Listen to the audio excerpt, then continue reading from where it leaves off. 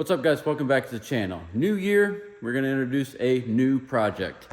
New project is right there, that 69 Camaro, the Le Mans blue car. Show you a little bit up close to that here in a second, but this year we're going to focus on getting all of these things done. Most of them will run and drive with a little bit of work, and I actually quit working on customer cars months ago. I've only got one left, and once that thing's gone, it's focus on making content for you guys and getting these things running. So this car right here is a 1969 RS Camaro.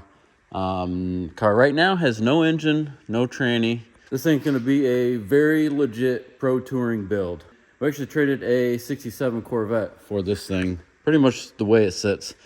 Paint and body was just done. Most of you guys that watch the channel know Ed Keim, he's who won the last fast race we were at. This was Ed's car. He did all the work to it, painted it.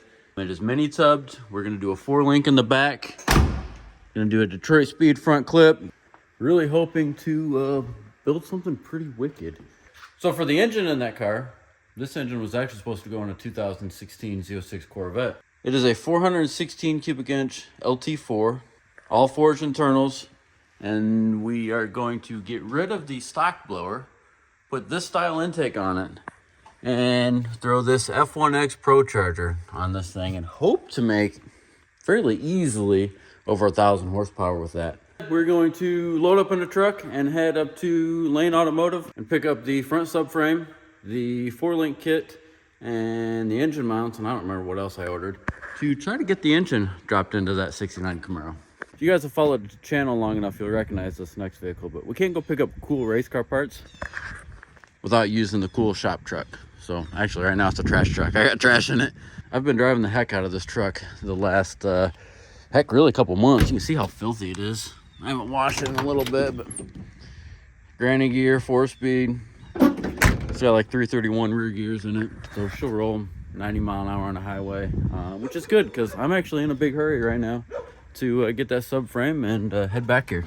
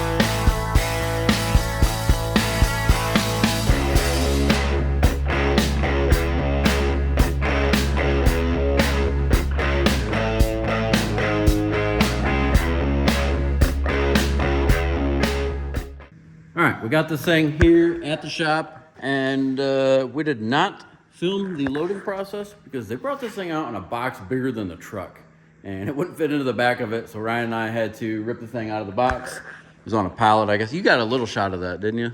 A little bit, and then I felt like they were going to hit the back of the truck, so I figured saving the truck's a little more important than a video. Don't want them to scratch that fine unit.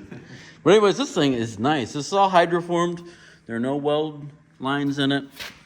Pretty neat. It's got the upper and lower control arms, coilovers, the Corvette spindles, which I already have a set of Z06 brakes we're going to put on it, and then power rack and pinion, which will be super nice because a lot of you guys know how driving a older car with a steering box is. And then here we've got the rear 4-link kit.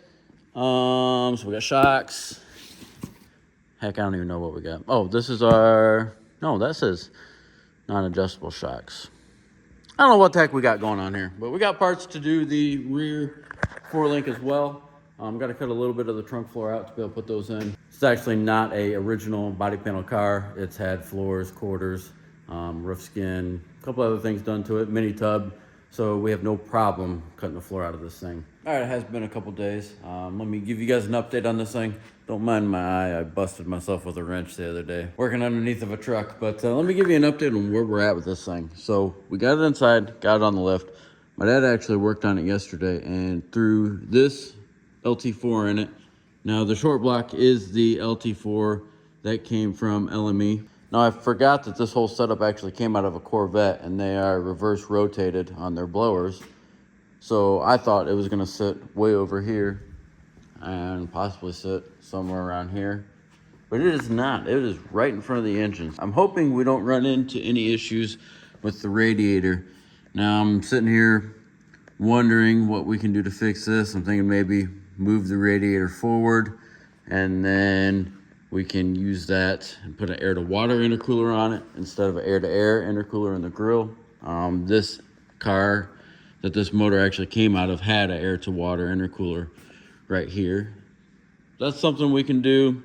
We could possibly just buy another supercharger and mount it like a 2017 or whatever Camaro would mount the supercharger over here. So the engine is in, new subframe is in. The bracketry for the C7 Corvette is on with the ProCharger, and it's not gonna end up working. Once we put a radiator in here, it's pretty much gonna come right to the inlet of the ProCharger, and we're gonna do nothing but grab hot air out of the radiator. What we're gonna end up doing is ordering a ProCharger kit for a 2017, 18, 19 LT1 or LT4 Camaro. So that's gonna take this ProCharger. Actually, we gotta get a new head unit because this is reverse rotated. So it's gonna take the ProCharger and flip it. So the inlet right here, it's gonna end up being back here, and it's gonna sit back here, out of the way of everything. And then we can go ahead and put the radiator in, because we're gonna have to space the radiator a little bit to put the AC condenser right here, because the intercooler is gonna go in front of all of that. So we need that space right here between the engine, and as soon as we get the ProCharger sitting back here, we're gonna have all the space in the world. And then the only other thing we gotta do, we're gonna end up pulling this out, is I've gotta cut the frame right here. And I'm not sure if I'm gonna remove this engine mount and build my own mount, but I've gotta notch this frame for the AC compressor. We've got a small sand-in AC compressor. Still don't have the bracket that I ordered for that. That's gonna go down here in the factory location. Kind of keep it out of the way because we can't really put it anywhere else. The power steering is actually going over here, which we've got a bracket coming because these LT4s come out of cars that don't have power steering. They've all got electric power steering. So we have to put the AC compressor right there. There's no other spot for it. And because we're gonna drive the heck out of this thing, it's gotta have AC. There's nothing cooler than 1,000 horsepower and air conditioning. And I'm getting this motor out of here. Those are not the cylinder heads. These are the cylinder heads for it.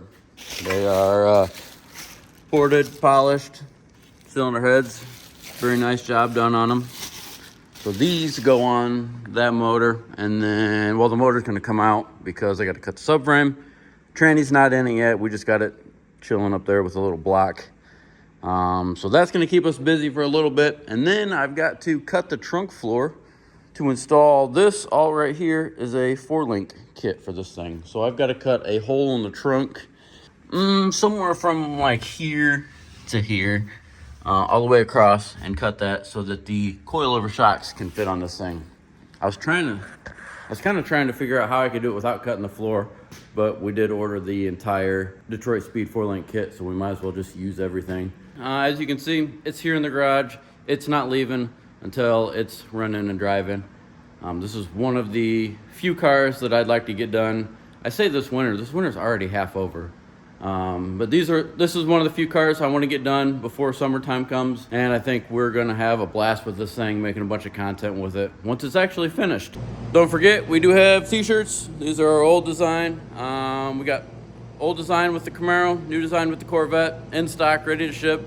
If you ordered a shirt, your shirt is either in your possession or on its way, except if you ordered a 4X. We've had issues with 4Xs from the supplier, and I'm hoping to see those next week.